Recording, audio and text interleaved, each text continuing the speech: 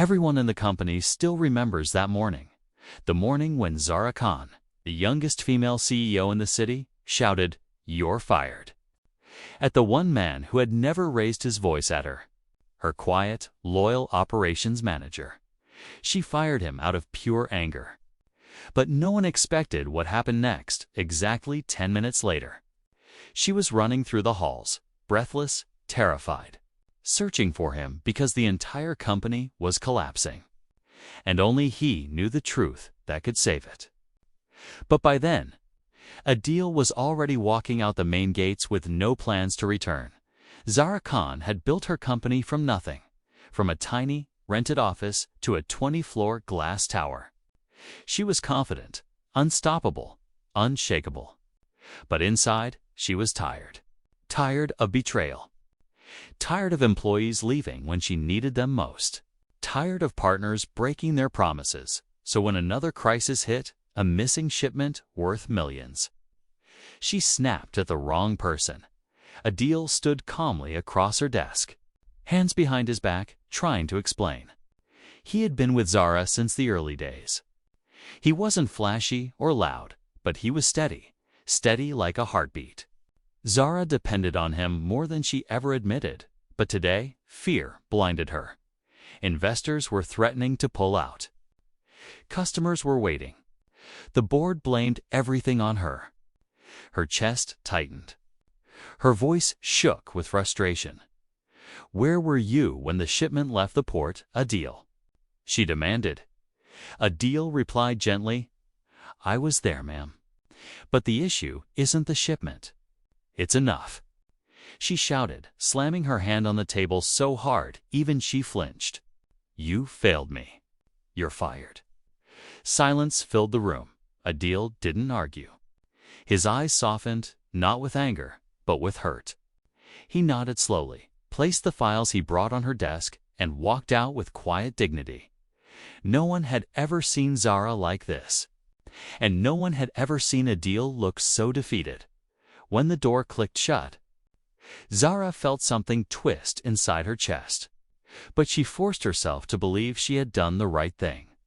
5 minutes later, her phone buzzed violently, 7 missed calls from the Port Authority, 3 from the supplier. 1 from the investor chairman. Her stomach dropped. The shipment wasn't missing.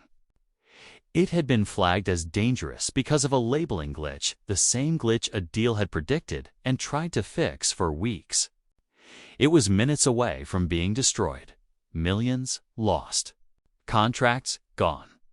Her company on the edge of collapse. She froze, mind spinning. And then the worst truth hit her. Only Adil knew how to fix this. Only he had the contacts. Only he understood the glitch. The same Adil she had fired in rage just minutes earlier. Her pulse raced.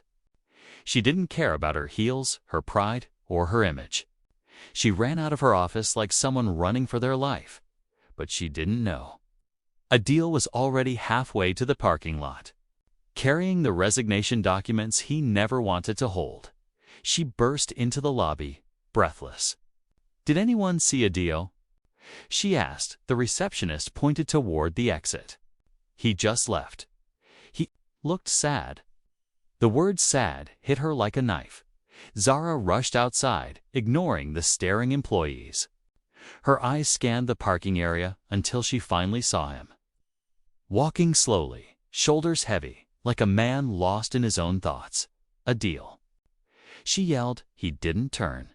"Adil, please stop." Her voice cracked. This time, he paused. His back stiffened.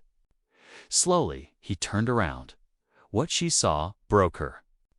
There was no anger in his eyes, only disappointment and exhaustion. "I shouldn't have shouted," she blurted. "I shouldn't have fired you." "I was wrong, ma'am," he said softly. "You don't need to explain, but I do," she insisted, stepping closer. "The shipment isn't stolen. It's being destroyed. The labeling glitch, the one you warned me about." "I didn't listen." Adil's eyes widened. "How long until they destroy it?" 40 minutes. He took a deep breath. Then we don't have time. Zara blinked in surprise. You'll help me. He gave a small, sad smile. You may have fired me, ma'am, but you've built this company. I won't let it fall. For the first time in years, tears stung her eyes. Adil got into her car, opened his laptop, and started making calls. He spoke the language of ports, logistics, and crisis management like he was born for it. Zara watched silently, guilt heavy on her heart. He contacted the officer in charge, explained the glitch, sent proof, and fought for the shipment like it was his own life. 27 minutes later, the officer sighed and said, "Fine, I'll stop the destruction. But you have 12 hours to send an official correction." Adil hung up and exhaled. The company was saved. Zara's shoulders dropped in relief, but her voice trembled. Adil, why didn't you walk away?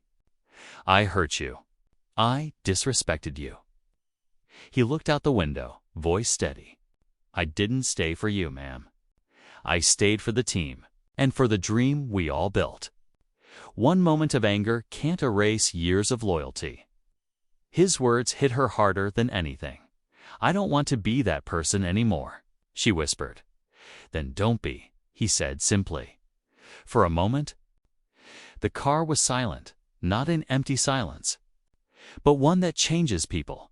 Zara slowly held out her hand. Adil, come back. Not as an employee. As someone I trust. Someone I want to work closely with. I'll fix everything I broke today, including your respect. Adil hesitated, then took her hand. All right, ma'am. Let's rebuild. And just like that, a 10-minute mistake became a lifetime lesson. Control your anger before it destroys what you love the most.